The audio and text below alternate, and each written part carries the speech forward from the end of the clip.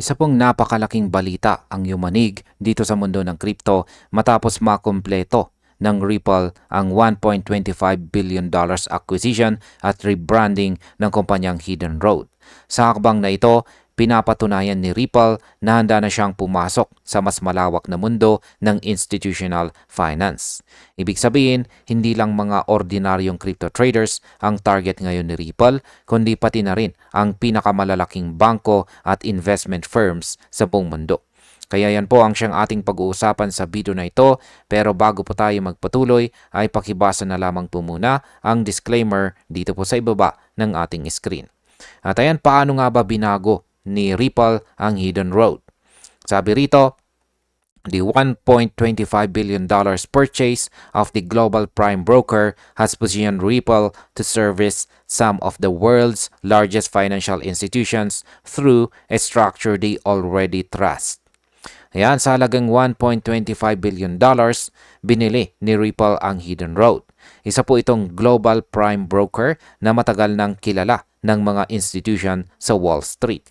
Matapos po ang acquisition, tinawag na itong Ripple Prime na ngayon ay nagiging tulay para sa mga higanting bangko at investment firms upang makapasok sa crypto market. Dahil ginagamit nito ang parehong financial structure na pamilyar sa kanila, mas madali na para sa mga institution na magtiwala at pumasok sa ecosystem ni XRP.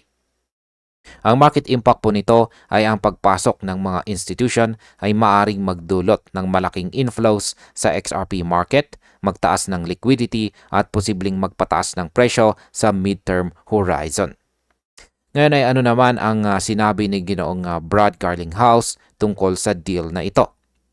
Sabi rito ay Saif, a well-known crypto commentator on X, highlighted the significance of the deal by sharing a video in which Ripple CEO Brad Garlinghouse explained the purpose of the acquisition.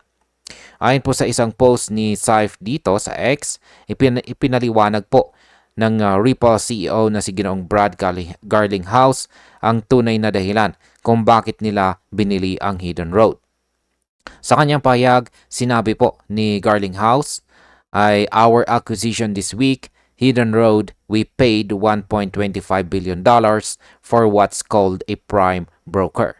And this allows even larger institutions like BlackRock, like the biggest Wall Street financial institutions, to come into this market in a way they understand, with a safer prime broker to help clear transactions and a bigger balance sheet to do that. Yan. Ang ibig pong sabihin ay gusto ng Ripple na gawing ligtas at pamilyar ang crypto market para sa mga malalaking institution tulad po ng BlackRock. Sa pamamagitan po ng Ripple Prime, magkakaroon sila ng mas malinaw na paraan para makapasok po sa digital asset space. Sa market impact, kapag nagsimulang pumasok po ang mga higante gaya ng BlackRock, posibleng magkaroon ng malaking kapital na papasok po sa XRP ecosystem na siyang magpapalakas sa presyo at sa tiwala ng mga investors. Ano naman ang ginagawa ng Ripple Prime sa ngayon? Sabi rito, ay Hidden Road, now known as Ripple Prime, serves as a multi-asset prime broker offering clearing, financing, and liquidity services across traditional and digital markets. With over 300 institutional clients and an annual clearing volume in the trillions, its integration into Ripple's operation brings a level of institutional-grade security and compliance infrastructure previously uncommon in the crypto sector. Ayan, sa kasalukuyan, ang Ripple Prime ay nagsisilbing multi-asset prime broker na nagbibigay po ng clearing, financing at liquidity services para sa parehong traditional at digital markets. Mayroon na itong mahigit 300 institutional clients at trilyong halaga ng taunang transaction volume.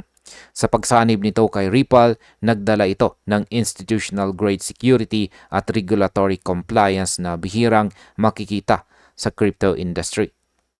Ibig sabihin, mas ligtas at mas formal na ngayon ang paghawak ng mga malalaking transaction gamit sa XRP. Sa market impact, ang mas mataas na antas ng seguridad at compliance ay nakakapagpataas ng tiwala ng mga regulator at investors na posibleng magpabilis ng global adoption ng XRP Ledger.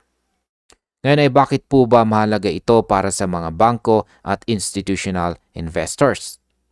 Sabi rito, the acquisition gives Ripple an immediate foothold in a regulated environment that is essential for attracting major financial entities seeking a stable and compliant entry into digital assets. Ang pagbiling ito ay nagbigay po kay Ripple ng agarang posisyon sa loob ng isang regulated environment. Para po sa mga malalaking bangko at institution, napakahalaga ng ganitong uri ng kalagayan dahil gusto po nilang pumasok sa digital asset market sa isang ligtas at legal na paraan. Sa pamamagitan po ng Ripple Prime, nabibigyan sila ng access sa crypto market nang hindi kinakailangang lumayo sa pamilyar na sistema na kanilang ginagamit. Ang market impact po dito ay ang ganitong stability ay pwedeng magbukas ng pinto para sa mas maraming financial entities na gumamit ng XRP bilang settlement at saka liquidity tool. Paano naman po nito binabago ang operasyon ni Ripple sa institutional level?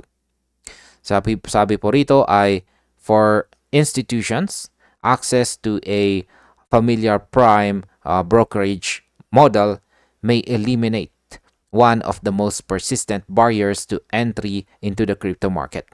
Ripple Prime ensures that Ripple can conduct these institutional transactions directly on balance sheets with improved risk management and regulatory oversight. Dahil daw po sa Ripple Prime, nawawala ang pangunahing hadlang na kinatatakutan ng mga institution. Yan po ay ang kawalan ng malinaw na modelo para pumasok sa crypto. Ngayon, pwede pong direktang mag-operate si Ripple gamit ang balance sheet transactions na may mas mataas na risk management at regulatory oversight. Sa madaling salita, ginagawang Wall Street friendly ni Ripple ang crypto market. Sa market impact, ang ganito pong transparency at integration ay magdudulot ng confidence boost sa institutional investors at posible pong maghikayat ng mas malaking volume ng XRP trading. Ano naman ang epekto nito sa XRP Ledger? Sabi rito ay this step moves XRP and the XRP Ledger closer to being utilized as settlement and liquidity tools within large-scale financial operations. Sa hakbang daw na ito, mas pinapalapit ni Ripple si XRP sa tunay na layunin nito. Yan po ay ang maging settlement at liquidity tool para sa malalaking financial operations. Habang dumarami po ang mga institusyong gumagamit ng Ripple Prime, mas nagiging bahagi sa XRP ng pang-araw-araw na transaction sa global finance. Ito ang uri ng adoption na matagal nang hinihintay ng mga traders dahil nagbibigay po ito ng real-world utility at pangmatagalang halaga. Sa market impact, kapag nagsimulang gamitin po sa XRP bilang settlement token sa mga major financial networks, maaari itong magdulot ng long-term bullish growth sa presyo. Ano naman ang papel ng RLUSD sa bagong ecosystem ni Ripple? Sabi rito, the integration of Hidden Road opens opportunities for using Ripple's own stablecoin, RLUSD, as collateral within institutional trading environments. Ayan, ang pagsasanib daw po ng Hidden Road ay nagbigay daan para magamit ang sariling stablecoin ni Ripple, ang RLUSD, bilang collateral sa institutional trading.